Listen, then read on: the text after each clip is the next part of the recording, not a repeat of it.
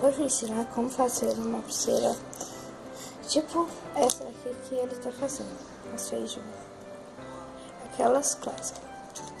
Vai precisar de um prendedor, a agulha que vem junto com as gominhas e os fechos. Primeiro, vai pegar uma gominha,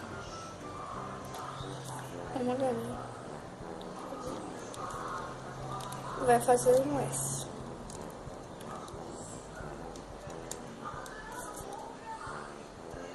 Um S.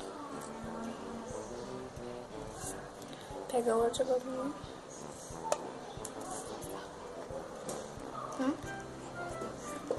Aí você põe outra gominha sem dar nó. Só a primeira que você dá nó. Só essa daqui, ó. Você dá nó. Coloca outra gominha. Primeira gominha, dá nó. Segunda não. E a outra segunda passa a última pra cima. Pra cima. Abaixo.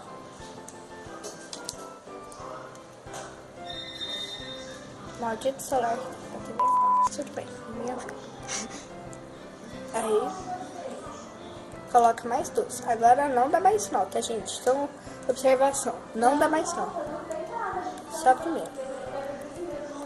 Coloca aí. Pronto. Olhei. O jeito que vai ficar, viu, gente? É meio boladinho assim mesmo. E a bateria, a maldita bateria tá acabando. Isso mesmo. Coloca mais uma. E agora, gente, não.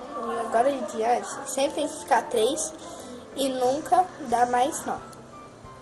Tá? Nunca mais ficar agora 8. É foguete mesmo, tá, gente? Acho que é exposição. Sei lá. Gente, aí vai colocar. Aí, ó, eu vou fazer até ela ficar grande, tá? Daqui a pouco eu volto com ela prontinha.